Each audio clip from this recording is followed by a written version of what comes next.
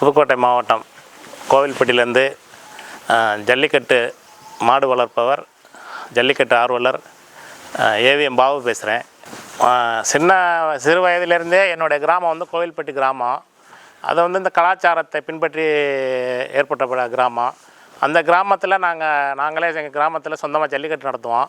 அதன் அடிப்படையில் தான் நாங்கள் ஜல்லிக்கட்டு மாடு வளர்க்கணும், மாடு ஜல்லிக்கட்டு நடத்தணும், அதில் அந்த ஈர்ப்பு ஏற்பட்டது. ஜல்லிக்கட்டில் எனக்கு அந்த எங்கள் கிராமத்தினுடைய அந்த அடிப்படையிலேருந்தே நாங்கள் வந்திருக்கோம். அதில் சிறு வயதிலேருந்தே எனக்கு இந்த ஆர்வம் நிறையா உண்டு. எத்தனை வயசுல சார் நீங்கள் மாடு வளர்க்கலாம்? இல்லை, அதான் என்னோடய கிராமம். நான் வந்து விவரம் தெரிஞ்சதுலேருந்தே அந்த ஜல்லிக்கட்டு, என்னுடைய கிராமம் ஜல்லிக்கட்டு கோவில்பட்டி ஏவிஎம் பாபுனாக்கா எல்லோரும் தெரியும். அதுமாதிரி கோவில்பட்டிங்கிறது மன்னர் காலத்திலேருந்து உருவாக்கப்பட்டதான் கோவில்பட்டி கிராமம். மன்னருடைய காளைகள்லாம் வந்து எங்கள் கிராமத்தில் பெரியவர்கள், எங்கள் மாமா, ஐயா, தாத்தா இவங்க தான் வளர்த்தாங்க. அரண்மனையில் எங்கள் தாத்தா வளர்த்தாங்க.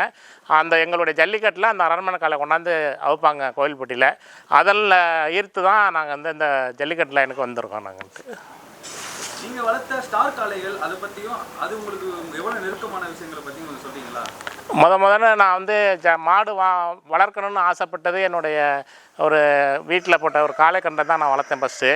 இப்போ அப்படியே கொஞ்சம் சிறு வயதில் காசு இல்லாம்போது அந்த கன்றுக்கட்டுகளை வாங்கி எல்லாம் இது பண்ணோம். அடுத்து நாத்துப்பட்டியிலேருந்து பொன்னாமராவதி சேர்மன் மறையக்குரிய வேந்தம்பட்டி சேர்மன் விஜயகுமார் அண்ணன்லேருந்து நாத்துப்பட்டி காலைன்னு ஒரு ஜல்லிக்கட்டு காலை வாங்கினோம். அடுத்தடுத்து மாடுகள் வாங்கினோம்.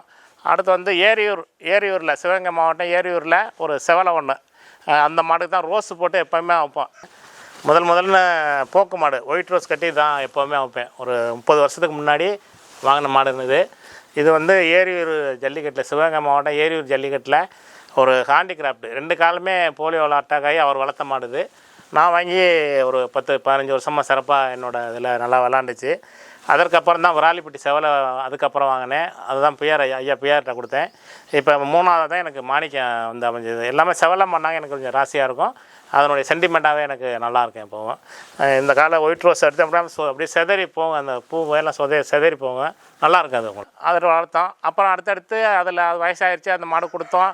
அடுத்தடுத்து இது பண்ணி அடுத்து வரும்போது ஒரு கருப்பனை ஒன்று ஊத்துக்குழியில் மறையக்குரிய சிவசாமி அண்ணன்ற ஊத்துக்குழியில் ஒரு காலை வாங்கினேன். அதையும் ரொம்ப நாளாக வச்சுருந்தேன். அதுவும் வயதாகி சமயபுரம் கோயிலுக்கு விட்டோம் அந்த காலையை, வயதாகிடுச்சுன்ட்டு. அடுத்ததாக நான் வந்து ஒரு சுத்த மாடு வாங்கணும்னு ஆசைப்பட்டோம். சுத்த மாடு வாங்கும்போது விராலிப்பட்டி செவலை அப்படிங்கிற மாடு ஒரு மாடு நாங்கள் வாங்கினோம். அது நல்லா ஃபேமஸாக இருந்தது, எல்லா ஊர்லேயும் கலந்துக்கிட்டது. அது மரியாதைக்குரிய நம்மளுடைய ஜல்லிக்கட்டு பேரவைத் தலைவர் ஐயா பிஆர் அவர்களுக்கு தான் அந்த மாடை கொடுத்தோம். அவர் நல்லபடியாக அங்கே போய் ஓடன்னு சொல்லி ஐயாவுக்கு கொடுத்தோம். அதன் பிறகு வந்து நம்முடைய செவலை ஒரு மூஞ்சி மறைன்னு ஒரு செவலை ஒன்று இருந்தது. அதுவும் வாங்கினோம். அதுவும் நல்லா பண்ணிச்சு.